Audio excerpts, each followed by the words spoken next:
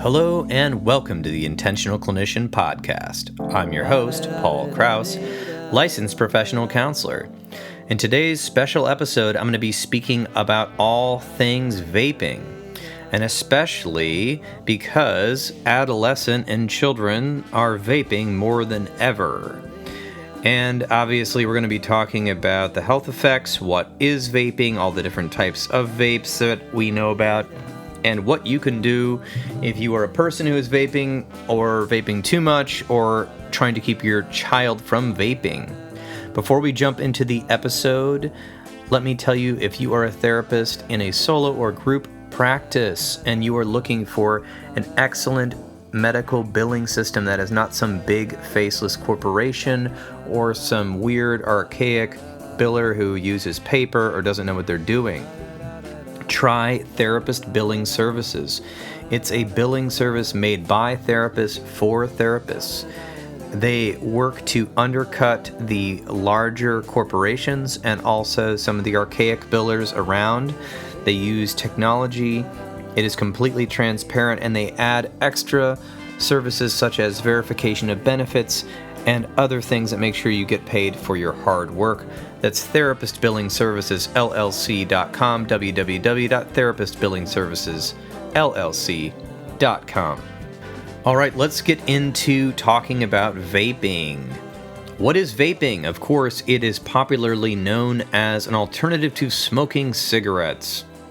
And as in my lifetime, people went from smoking cigarettes in a, quote, section of a bar or a restaurant to, of course, that being banned somewhere around 2006, 2008.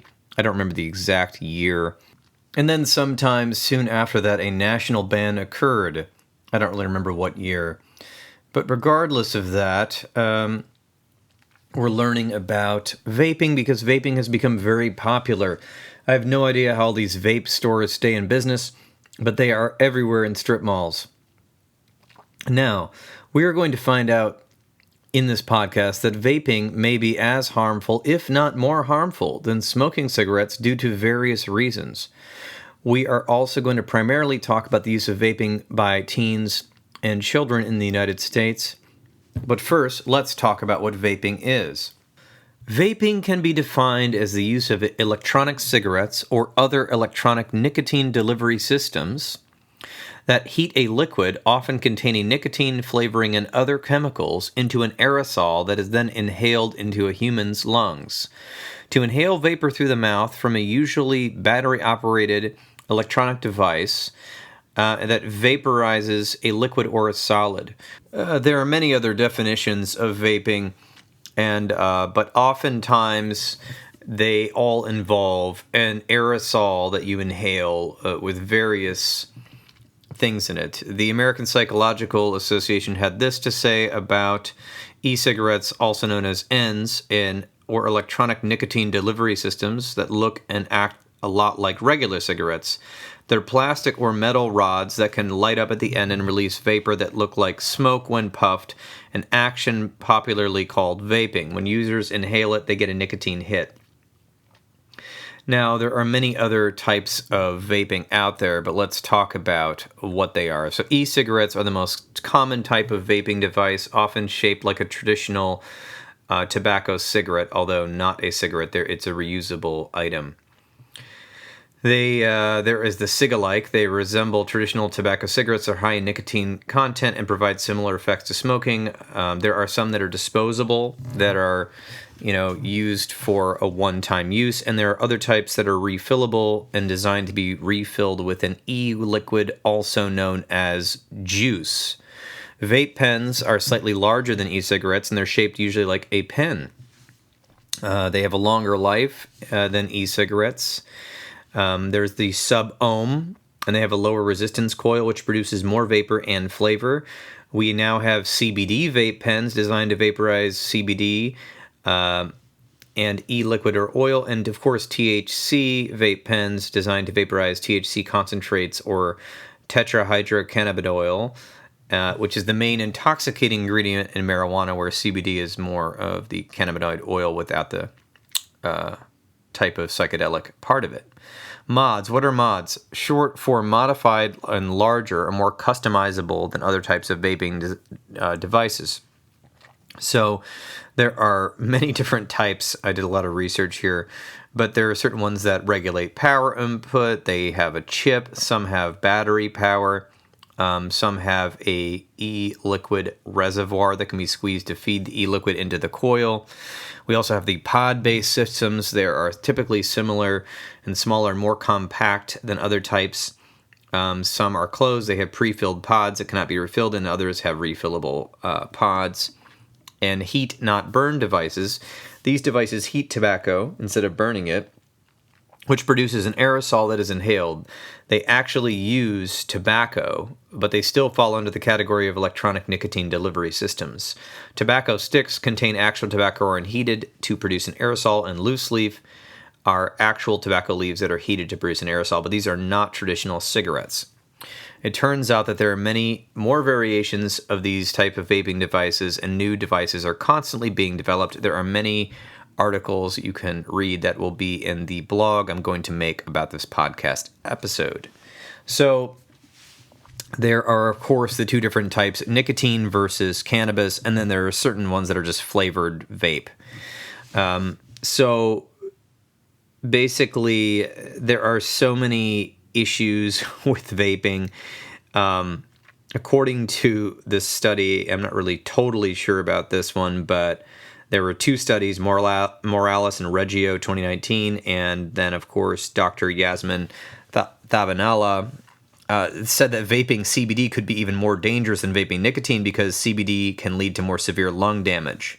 CBD oil increased pulmonary inflammation and lung damage. Vaping with either nicotine nor CBD is recommended for healthy lungs. So this doctor, of course, saying don't vape at all. According to Abraham Benavides, a medical advisor at Nature Bloom, CBD vapes can be especially detrimental to teenagers. This is because these products are readily available to them, and their lungs, which are still developing, are more prone to the harmful chemicals that can cause irreversible damage to their bodies, according to multiple doctors. Here are the most popular types of vaping among teens in 2021. The most popular type of e-cigarette among 26% of U.S. teens was Puff Bar. Some of the other popular brands were Juul, Swarin Vegan Black, Swarin Drop, Pen Pal Stealth Vaporizer. Based on Truth Initiative research, 15 to 17-year-old teens are 16 times more likely to use Juul compared to other 25 to 34-year-old adults. That's Vallone et al. Study. Among 13,000 participants in this study, about 10% of teens have used Juul at least once. 56% of teen Juul users have used it more than 3 times a month, and almost 50% of the users use it more than 10 days a month. Statistics on how many U.S. children are impacted. The prevalence of vaping among teens in the U.S., according to the University of Michigan's survey, Monitoring the Future, the number of high school teens vaping nicotine significantly rose between 2017 and 2019. And I'm going to actually have a chart on this in the show notes and in the blog.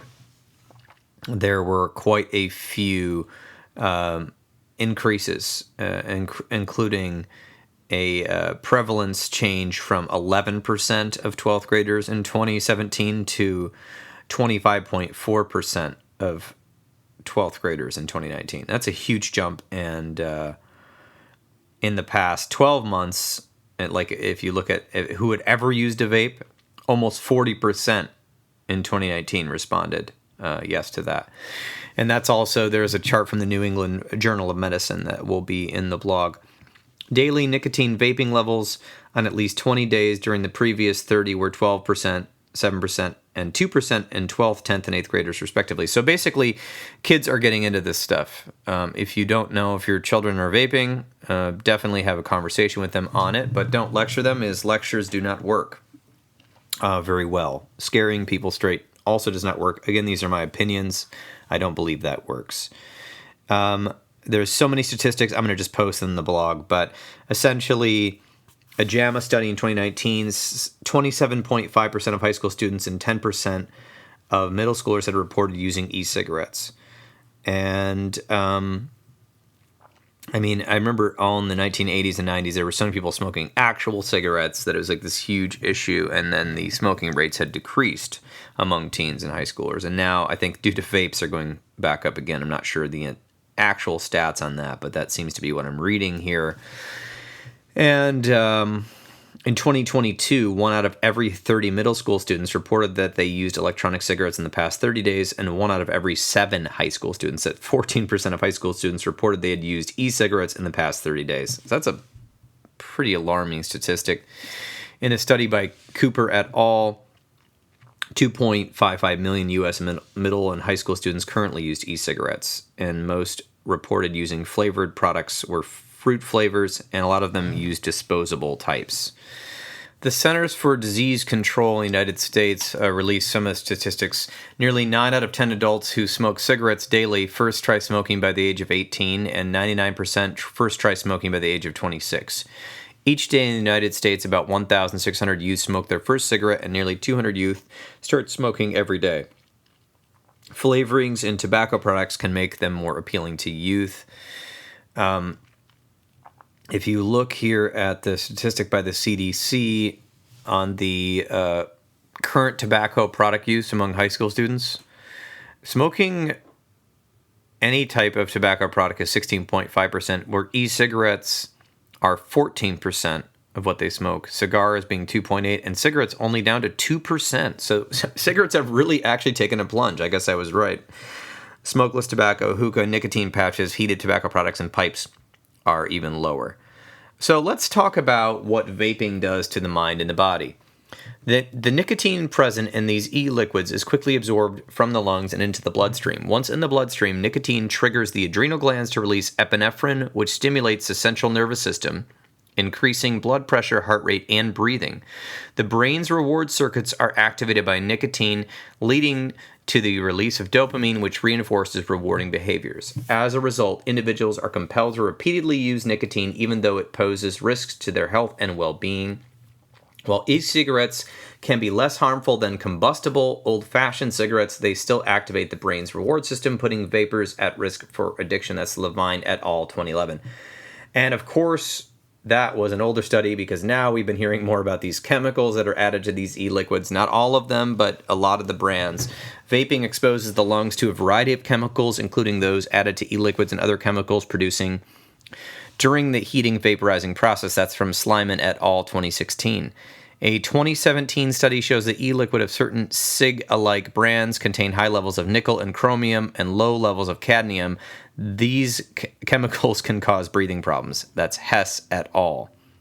A systematic review of health effects of electronic cigarettes published in Preventive Medicine analyzed 76 studies to explore the content of fluid vapor of electronic cigarettes. The researchers concluded that electronic cigarettes cannot be regarded as safe, even though they are probably less harmful than conventional cigarettes. The study recommended that you only recommend vaping to smokers that were unable to quit, and that's from Pissinger et al., because obviously the vaping is still dangerous. Results of a systematic review of global evidence on e-cigarettes and health outcomes from Banks et al. From Australian Northern University.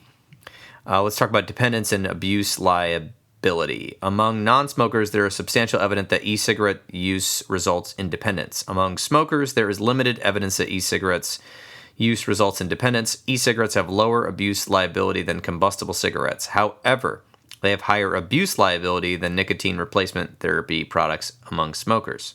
So again, various outcomes here. Cardiovascular health outcomes. Among smokers, there is moderate evidence that the use of e-cigarettes increases heart rate, systolic blood pressure, diastolic blood pressure, and arterial stiffness acutely after use. So we're still not quite as sure about that, as there's plenty of that going on with combustible cigarettes or regular cigarettes with the tar and everything going on in the lungs there. We don't really have the outcomes about cancer yet. Respiratory health outcomes. The use of e-cigarettes can cause respiratory disease among both smokers and non-smokers.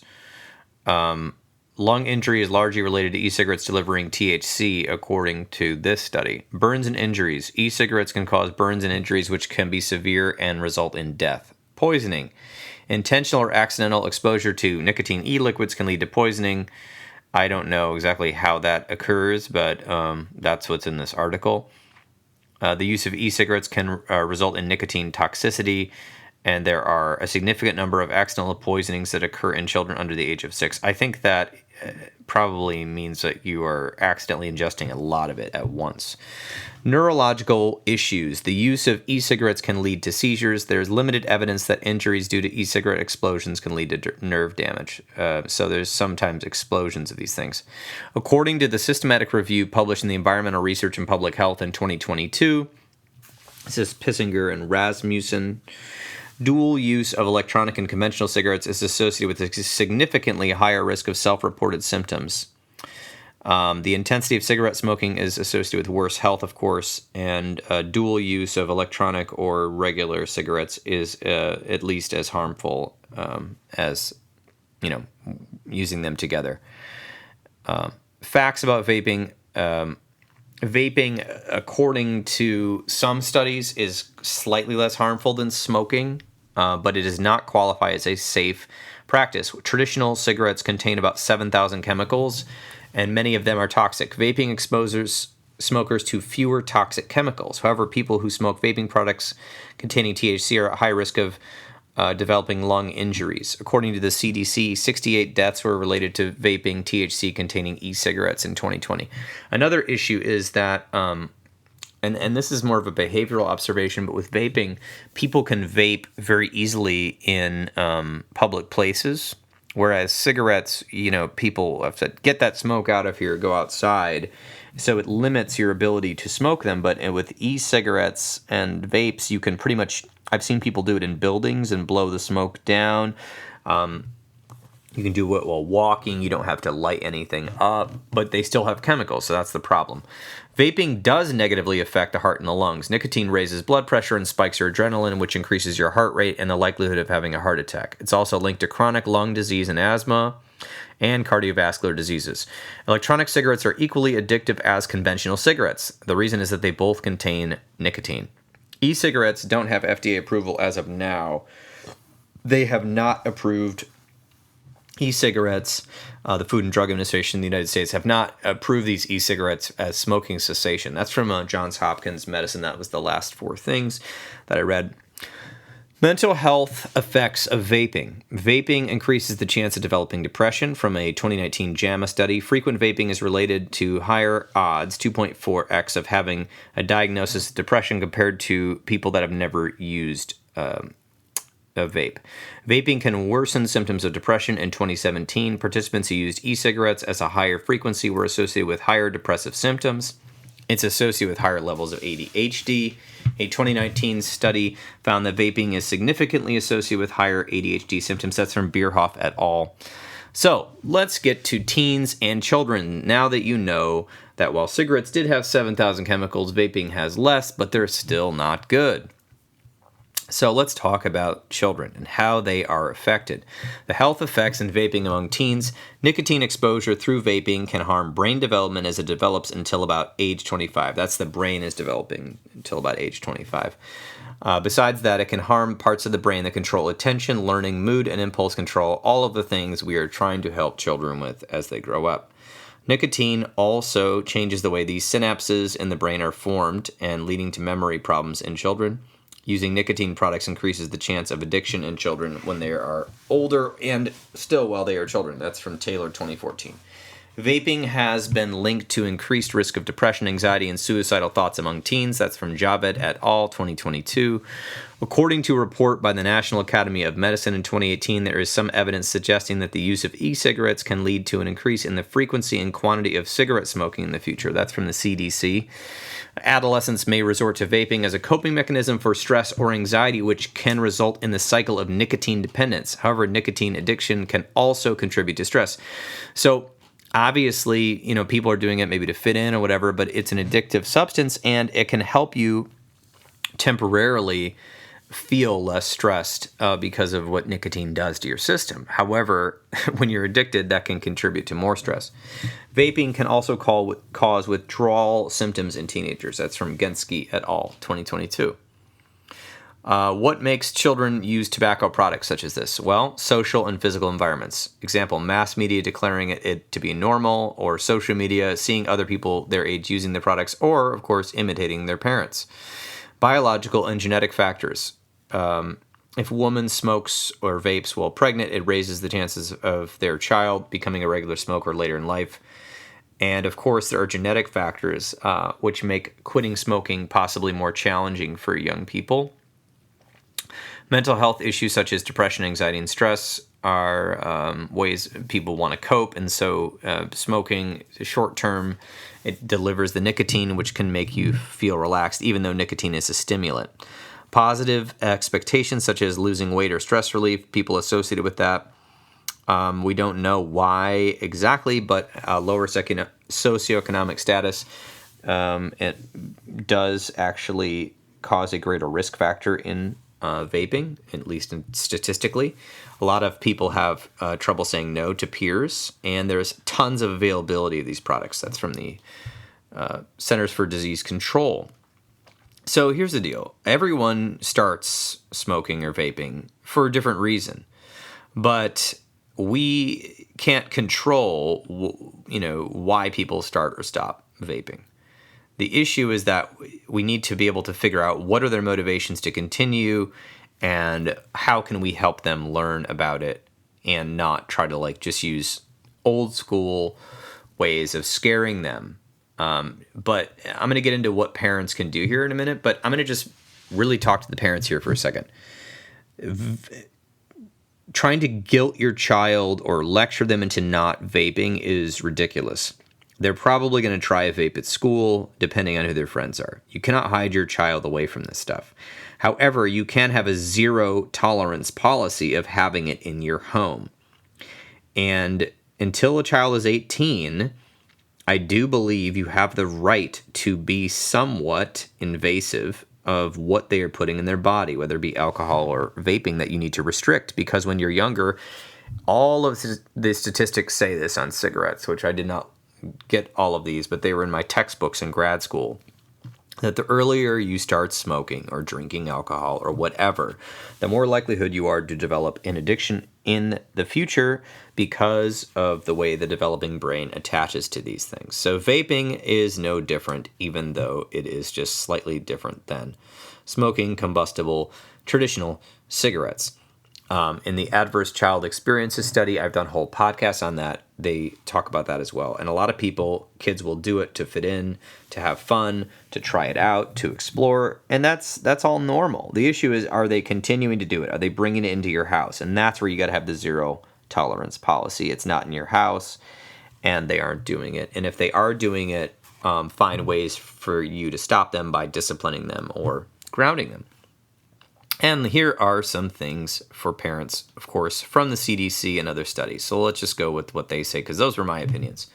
How can parents work on reducing or stopping their teens from vaping? Well, here we go. Parents need to know what vaping is. They need to do their own research. They need to understand about lung damage, addiction, and exposure to harmful chemicals. And you should get your information from credible sources like the CDC or the American Lung Association, or a doctor or a licensed professional counselor. Educate your teen about the dangers of vaping. Parents should provide their teens with accurate information about the risks of vaping. For example, the CDC provides a variety of resources on vaping, including fact sheets, infographics that can help parents educate their teens. In my opinion, educating your teens almost does nothing if you're arguing with them.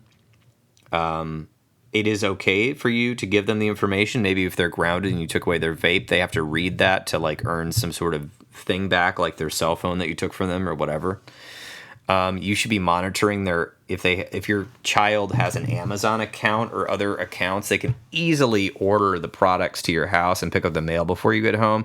Order it to a friend's house. They can order it to different places like P.O. boxes, which is why it's important that we talked about in the screen addiction episode that I put out, that you have access to your child's digital media and you have access to their credit card, Venmo, PayPal, Cash App, whatever they're utilizing. You have access to that until they're 18, so that you can make sure they're not becoming addicted to something like vaping, or, of course, screen use, which is what we talked about in the other solo episode. You need to be a good role model. If you are using vaping products or tobacco products, research has shown that parents that use tobacco products are more likely to have teens who use them as well. That's Candle et al. 2015. That is obvious. That goes for anything. Alcohol, swearing. If you don't want your children to do it, cut it out yourself. Explore the reasons why your children are vaping. Parents should have open and honest conversations with their teens to understand why they may be vaping. They should ask the teen instead of, accusing them or freaking out. Listen, kids are going to be experimental. They're going to be influenced by other kids, and not everybody is going to parent their kids the same way you parent your kids. So why are they vaping? Find out. Maybe it's peer pressure. Maybe it's stress, boredom, curiosity. If you find the reasons why, the child might actually open up to you, and you might be able to figure out some ways to help them, such as finding fun friends for them to hang out with, doing other activities,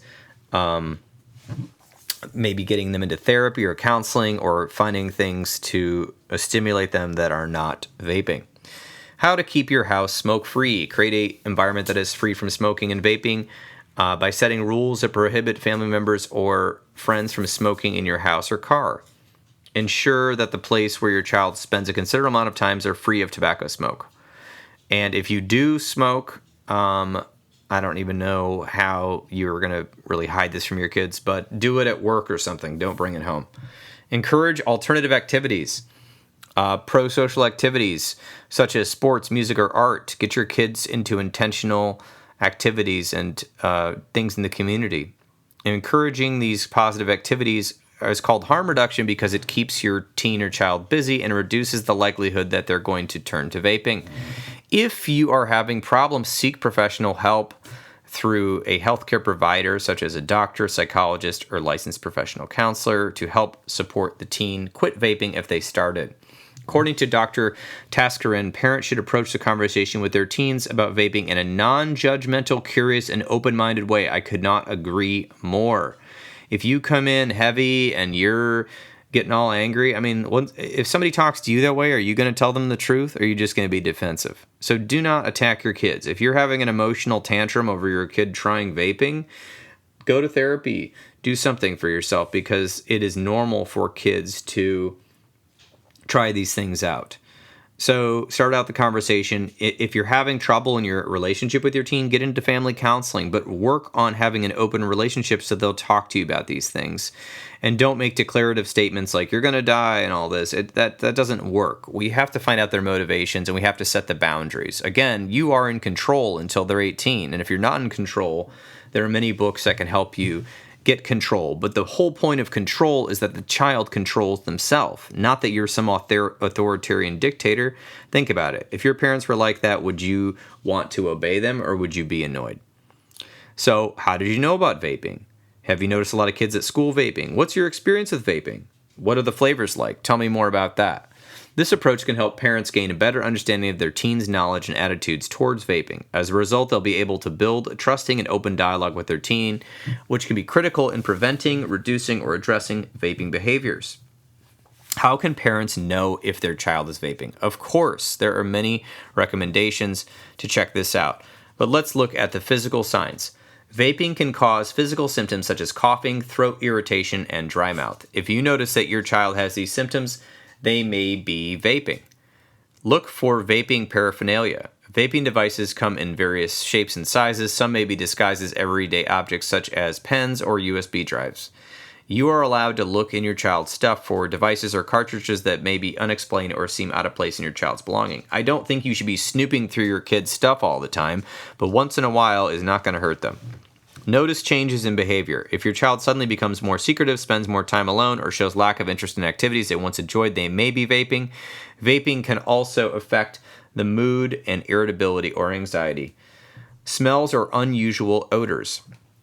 Vaping produces a distinct odor that may be sweet or fruity. If you notice an unusual smell in your child's clothing or in their room, they may be vaping. Of course, if you don't know what marijuana smells like, find out, because THC vaping can also be occurring, and that does not smell nice. It smells kind of like a skunk. Check your child's social media accounts, or really restrict their social media accounts. A lot of kids will text each other and post pictures of themselves vaping, and so you want to check on that as well. So here's the deal, parents. There is no perfect way to protect your child and not have them use their screens or ever vape, but there are many things you can do if you find out they are overusing screens or they are vaping. I have the screen use episode, was the episode before this one. Check that out. But literally, vaping is dangerous, smoking is dangerous. Anything they're using that can be addictive under 18 is dangerous. I actually think sugar is dangerous, too much sugar, because then that leads to bad habits of eating too much sugar when you're older. Everything that we do now as a child or as a teen can lead to habits as an adult. So really, a lot of this is working on your relationship with the child and working on your boundaries and incentives and de-incentives, having structure, having intentionality.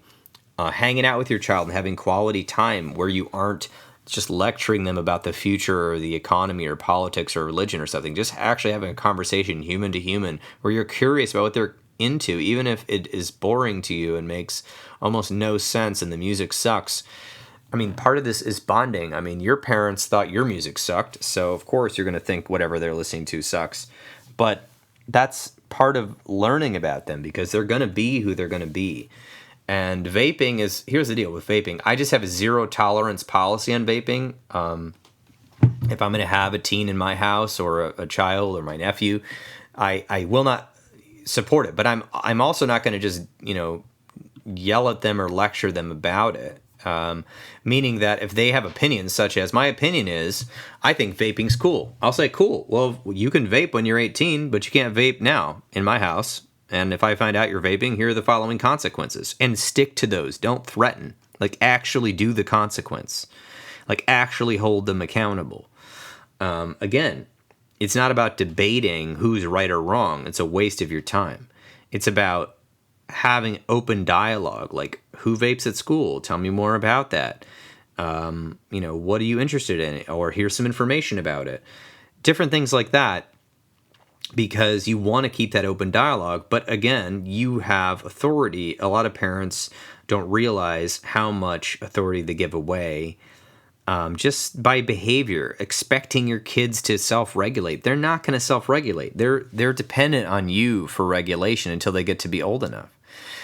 Listen, if you're having trouble, get into family therapy, get into your own therapist, get your kid into therapy, and work on behavioral modifications, but also work on the emotional quality of your relationship between you and your child. And work on their stressors, work on the reasons or the root causes why they started vaping in the first place. Scared straight lectures don't work. They don't.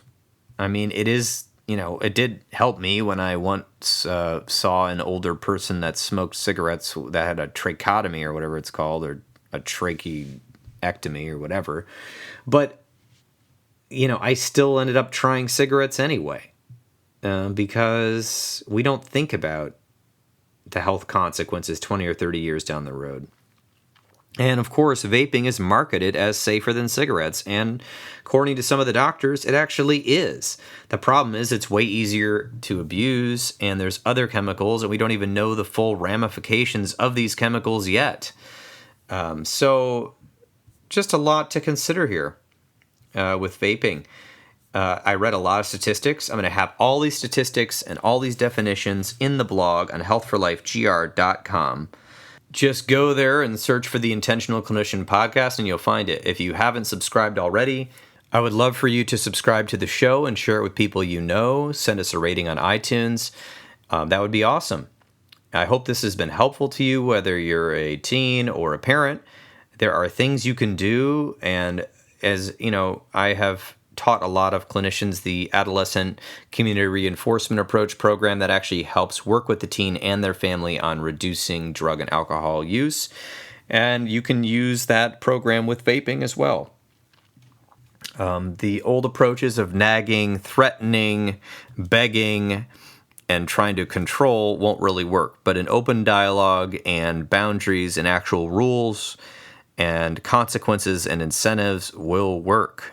So if you don't know how to do those, read some books, listen to podcasts, and I think a few sessions of family therapy can go a long way.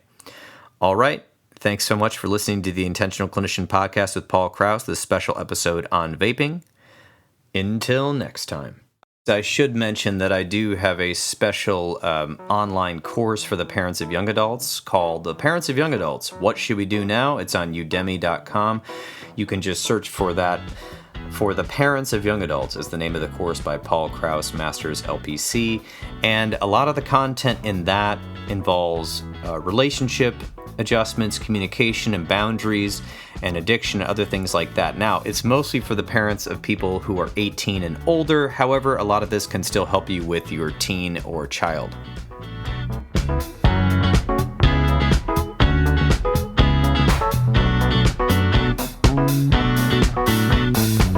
Hey, we just got started, you can't end this now. Hey, we just got started, you can't end us now. You've paid your dues, you're free of what are you afraid? You've paid your dues, you're free of what are you afraid? Taking no responsibility, no. And there you have it.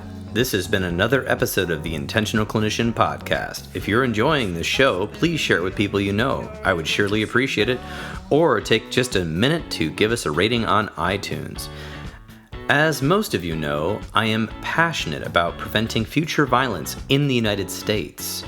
My colleagues and I have started a nonprofit called the National Violence Prevention Hotline, a 501c3 organization. We are endeavoring to gain funding and collaborators so that we can start a 24/7 hotline and chat line to reach potential perpetrators before they act violently. It is a bold effort to save lives and curb violence by working to connect with potential offenders while they are in the planning stages of violence, help to de-escalate them, and provide resources so that they can get appropriate professional help. The National Violence Prevention Hotline is looking to open up a conversation about violence in society, the causes, and the solutions. You can learn more by visiting our website, www.violencepreventionhotline.org. Join us online by signing our petition on the website, sharing the website with your network of people, donating to the cause if you like, and you can now even write your congressperson from our website with a simple form. I've said it before and I'll say it again. If you are a therapist looking for ethical and excellent medical billing services, check out therapistbillingservicesllc.com. That's www.therapistbillingservicesllc.com. Billing services created by therapists for therapists. If you're looking for an EMDR International Association consultant, I am a consultant and I can provide you the 20 hours you need to become EMDRIA certified. I have groups online and in person, and I do individual consultation. Just send me a message at the website and I'll get back to you. If you want to get trained in EMDR therapy, check out the great training opportunities with EMDR Training Solutions. I've worked with them before and they are phenomenal, so register today. If you are in need of counseling, do not hesitate to make an appointment at a local counseling center in your area. You can also make an appointment with the excellent clinicians in the Grand Rapids, Michigan area at Health for Life Counseling and the Trauma Informed Counseling Center of Grand Rapids by visiting www.healthforlifegr.com. The recording you just listened to consists of the personal opinions of Paul Krauss and his guest, and while these are based on the literature they have read and the experience in their fields, this should not be viewed as a definitive opinion on any subject. Listening to this podcast is not a substitute for treatment. If you're in a crisis, please dial 911 or the National Suicide Prevention Lifeline at 988. You can also text 741-741 and a live trained crisis counselor will respond. Did you know you could support your local bookstore by shopping at www.bookshop.org? You can order from the comfort of your own home online while supporting local brick and mortar businesses near you. If you are a therapist and you are not a member of your national or local therapy organizations such as the American Counseling Association or the American Mental Health Counselors Association, please get involved. At least pay the dues. It will help the lobbyists in our field keep us from becoming gig workers. And of course, there's the bonus of increasing mental health education around the United States and helping people understand what counseling is and promoting best practices within our profession. Until next time, I wish you all a safe and peaceful week.